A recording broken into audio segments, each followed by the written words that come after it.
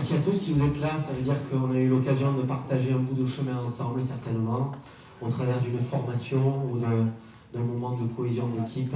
Et pour ceux qui ne nous connaissent pas, il y en a quelques-uns, je crois. Je vous souhaite la bienvenue. Je m'appelle Alain Palacios, espagnol, ¿no? Mejor. Herrero, también espagnol, ¿no? Dos españoles anoche. Est-ce qu'il y en a qui parlent espagnol ici, non? Très bien, muy bien. Fernando, muy bien. Un montant. Je suis vraiment très heureux, évidemment, toujours un peu ému de voir toutes les personnes que j'observe ici. Parce que si vous êtes là, ça veut dire qu'on partage des challenges de temps en temps. On essaie avec humilité de faire changer les choses, parfois les comportements, et de parler notamment de management. Et si j'ai souhaité donc que Daniel vienne aujourd'hui, c'est pour partager un voyage. C'est pour ça qu'on est à l'aéroport d'ailleurs, forcément. Donc on va décoller dans quelques secondes. Je vais essayer de ne pas être trop bavard. Je vous souhaite un beau voyage avec Daniel. Je suis vraiment très ému, c'est un rêve d'enfant. Moi je viens du sud-ouest, des Hautes-Pyrénées, de Bagnères, de Bigorre. Ouais, c'est un pays de sauvages, mais ça rigole pas. Mais c'est le pays du rugby, du foie gras, c'est le pays de la garbure aussi. Et c'est un pays, évidemment, où on partage ses valeurs, du plaisir, de la fête. Donc je vous souhaite une belle fête ce soir à tous. Et une grande ovation pour Daniel, pour l'accueillir. Voilà.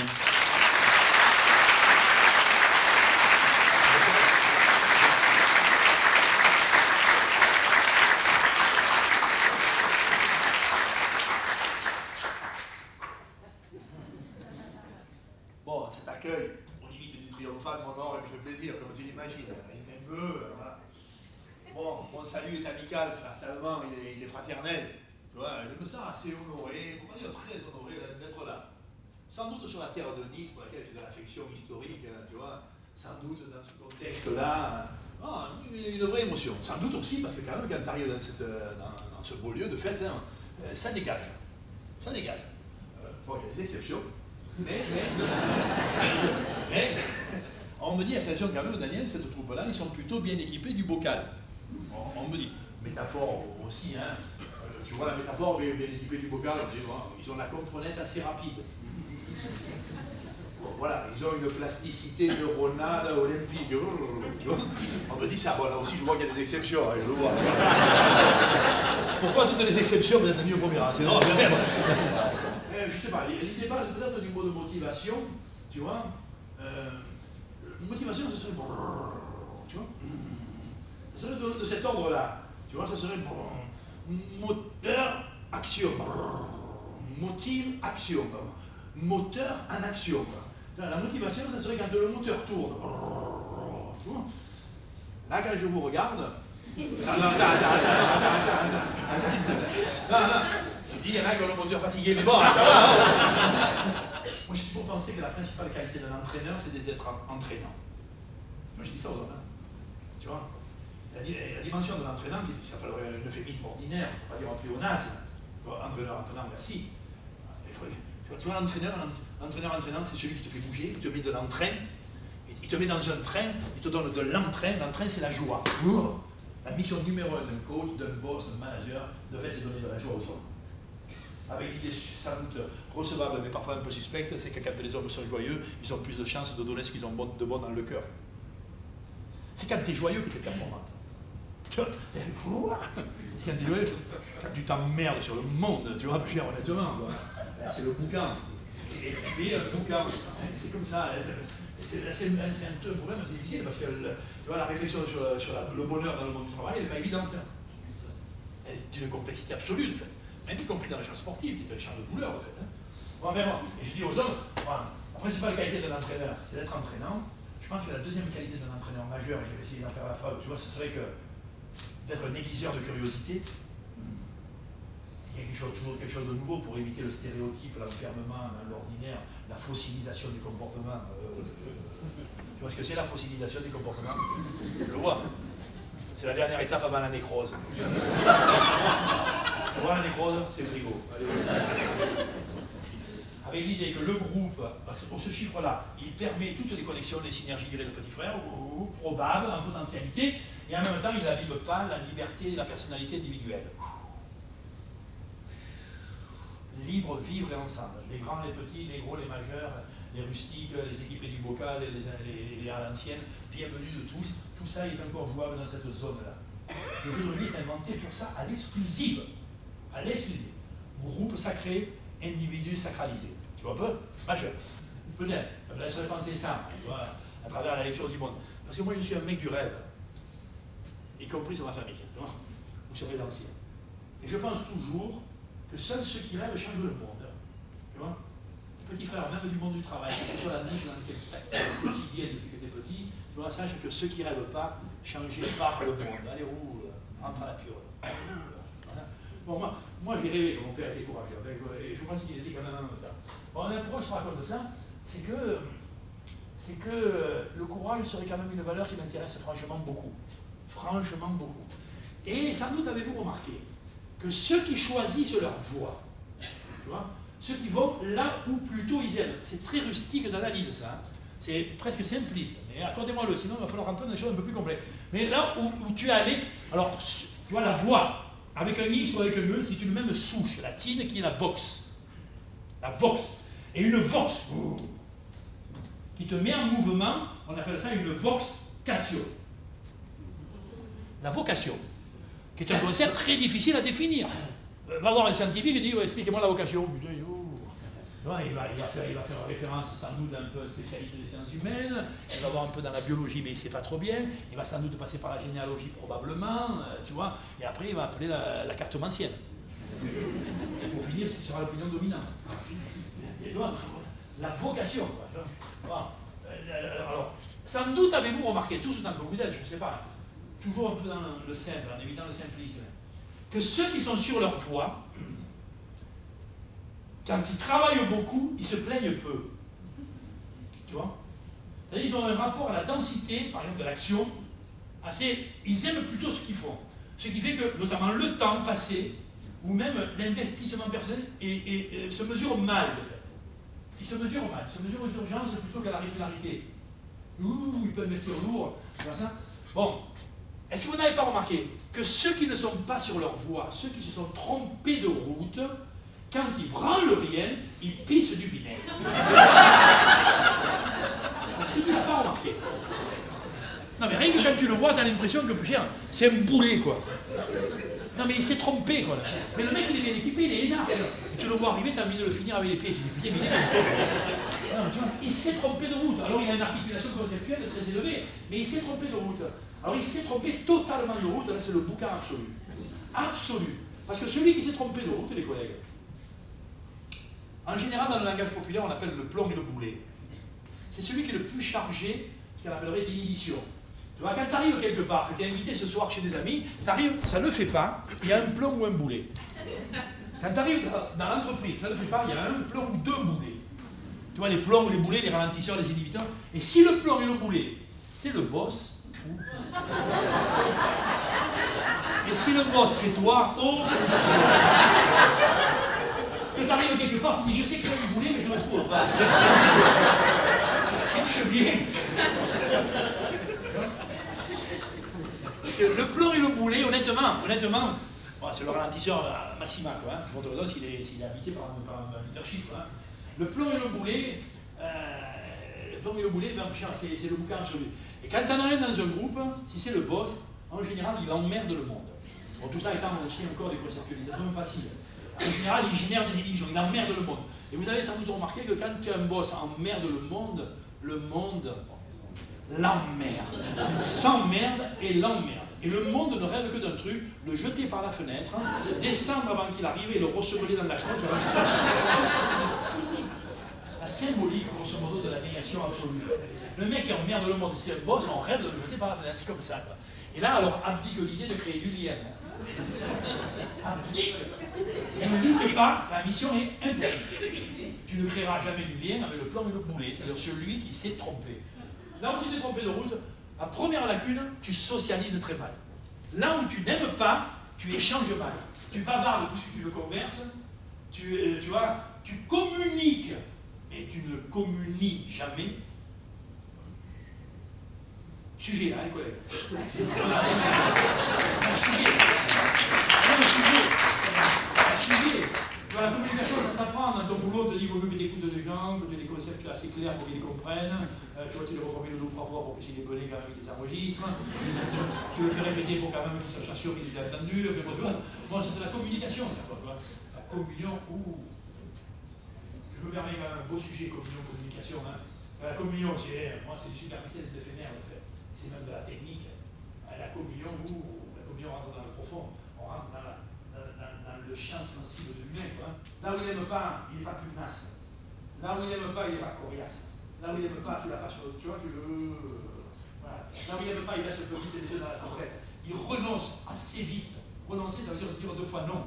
Tu vois, il renonce. Il démissionne assez vite. Et il perd le sens de la mission. Tu vois ça? Voilà. Bon, tu vois, donc confiance, comme ça veut dire amen, et le même mot que confiance, de fait, c'est fiancé. Confiant, fiancé, c'est le même mot. Confiant, fiant, ça vous dit fiant? Fiant, c'est fides. Fides, c'est la foi. Tu vois? La confiance, je te donne ma foi. Je partage ma foi avec toi. La foi est quelque chose qui est encore particulièrement difficile à définir. Parce que par nature, ça ne se définit pas. C'est une croyance. Je te donne ma foi, qui est ma croyance au monde. Quoi, tu vois? Et on comprend bien le fait que c'est un élément de base de l'aventure humaine, dans le sens de la création de Dieu. Je te donne ma foi. Voilà. Tu vois? Là, on sent que le groupe s'articule. Et alors, 99 fois sur 100, pour ne pas dire 100 fois sur 100, quand je te donne ma foi, ma confiance au monde, c'est qu'auprès de toi, je suis plutôt tranquille. Auprès de toi, je suis plutôt tranquille. Que ta seule présence génère une espèce de confort, fort ensemble. Une espèce de confort qui me permet de donner peut-être ce que moi j'ai comme capacité à vivre et à être heureux sur terre. Et peut-être même à transmettre mon bonheur aux autres quand je suis en confiance avec toi. Oh putain! Oh putain! Non, tu sais quoi? Ça me laisse penser que les grands boss sont des animateurs. Je vais y revenir un peu sur ça, ça sera la dernière partie pour moi. Les grands boss sont des animateurs. Tu vois ce que c'est un animateur? Un animateur, c'est anima, quoi. Anima, c'est l'âme. Un animateur, c'est quelqu'un qui est missionné pour libérer la beauté de l'âme des autres. Tu vois, qui est missionné pour libérer. Si, c'est ça l'animateur. L'animateur, il libère le talent de l'autre, il libère la beauté de l'âme. Tu vois? Bon, j'ai la sensation que c'est la mission suprême du boss, comme ça. Tu vois? Quand je vous regarde, je sens qu'on a du boulot. Mais on a... C'est vrai que nous avons la beauté de l'âme, la mienne. D'accord. L'autorité, c'est auteur. Je suis auteur de moi-même. L'autorité, c'est la sincérité de fait. Tu vois? C'est la sincérité. Le sincère, tu vois, est un élément de base. L'équivoque sur la sincérité est un élément de distanciation. L'auteur, je suis l'auteur de moi-même, de fait. Comme dirait Mandela, je suis l'auteur de mon âme, tu vois, et je suis le capitaine de mes idées, quoi. On peut discuter, mais c'est un élément. C'est un élément de l'adhésion. Et après, dans autorité, il y a un phonème, qui vient de plus loin, qui est og, tu vois, qui est augmenté. L'autorité, c'est pour faire grandir les autres. Tu vois, c'est-à-dire que l'autorité, ça permet, de fait, des mécanismes de confiance qui sont aussi générateurs du grandir. C'est une petite réflexion comme ça sur le leadership en tant que personne, posture. Ça, bon, pas plus, pas moins. Après, juste pour vous dire que le lead, le coach, l'entraîneur, le boss, quand même, c'est multiple et varié. Je dirais que tout à l'heure, je disais, il y a les care players. Tu peux faire rentrer un petit joueur. Il n'est pas titulaire d'un talent conceptuel, d'une maîtrise de technicité remarquable, mais parce qu'il est jeune, parce qu'il arrive, parce qu'il est porteur d'une jovialité communicative, le simple fait qu'il joue, il prend un leadership de communion. On appellera ça le gentil. Tout le monde sait ça, hein? Mais le gentil au sens noble du terme. Chez les Anglais, ça s'appelle le gentleman. Tu vois? Et chez nous, ça s'appelle le gentilhomme. Celui qui, par sa nature humaine de gentillesse, tu vois, irradie le monde et le fait libérer. Tu vois ça? Bon, après tout le monde a compris aussi que les grands leaders, les boss, les coachs, les managers, les entraîneurs, probablement ils sont obligatoirement titulaires d'une certaine, je ne sais pas dire aisance, ni même agilité, mais potentiel culturel, stratégique. Il n'y a pas d'entraîneur qui ne soit pas stratégique. Il n'y a pas de boss qui n'ait pas aussi la capacité à lire un peu le monde dans lequel il est et un peu le prévoir et un peu l'anticiper. Loi absolue. Sans doute que nous, il y avait en potentialité les 3 familles majeures, ce qu'on appellerait un leader. Voilà. Il était incroyablement intelligent, sans aucun doute, il trouve la solution. en matière de stratégie, on n'a jamais fait mieux. Et l'entraîneur des All Blacks, la dernière Coupe du Monde, a dit qu'il va falloir tout préparer notre équipe sur la seule mission de l'imprévu, qui était aussi une originalité, de travailler que sur l'imprévu. Mais Pienaar, il trouve la solution, ce qui était à l'époque de faire quelque chose d'assez considérable, avec ce que ça engageait. Pienaar, honnêtement, il était d'un courage hallucinant. Je disais, ces deux dimensions-là sont les dimensions bases, quand même, de la dynamique relationnelle, de l'aventure de l'équipe et de la transcendance du groupe, de fait. En plus, Pienaar avait cette troisième qualité, qui ici ne peut pas dénuer, parce que c'est une des plus belles qualités humaines, il était gentil. Il avait la gentillesse comme un élément base de la manière de fonctionner au monde. Et jamais personne ici, comme ailleurs, n'a pu penser que la gentillesse était une faiblesse ou une fragilité. Tu vois, la gentillesse est l'élément 1, tu vois, de la relation humaine, en fait. L'élément 1, sans aucun doute aussi, parce qu'elle est porteuse de quelque chose qui est plus sous-jacent, qui est la dynamique du courage. Voilà, je pense qu'il est l'heure d'arrêter peut-être. J'avais envie de vous parler d'un autre truc, les gars, je sens qu'il est légitime. Merci de votre attention.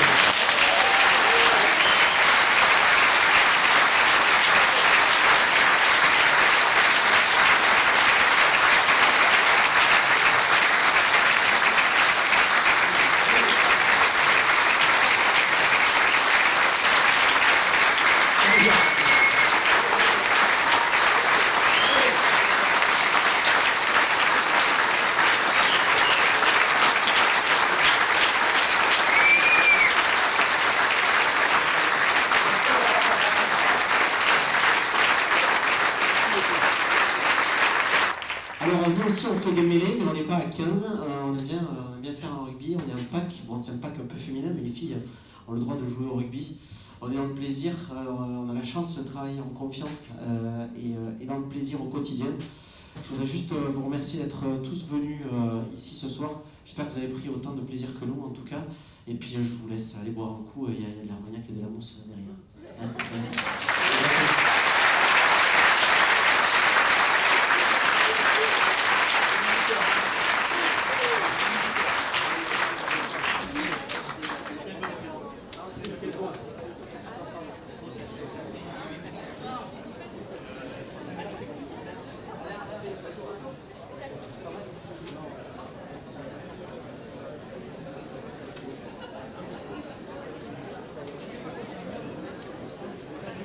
Qu'est-ce que vous avez pensé à chaud de cette conférence? J'ai adoré. C'était un mélange d'humour, de profondeur, de sensibilité. J'ai beaucoup aimé tout ce qui était aspect valeur. Et c'était captivant. Un orateur extraordinaire où on lâche pas. Pourtant, le rugby, c'est pas quelque chose qui m'intéresse. Il a réussi à me faire intéresser au rugby en mélangeant beaucoup de choses. Et j'ai été captivée du début à la fin et surtout touchée au plus profond de moi-même. Parce que par rapport à plein de petites phrases qui faisaient tilt, ouais c'est ça. Oui, c'est quand on parlait de gentillesse au travail, je me suis dit oui c'est vrai parce que souvent la gentillesse ça peut être perçu comme de la faiblesse. Et pour une fois on valorisait la gentillesse et j'ai beaucoup aimé. C'était fabuleux, une performance extraordinaire.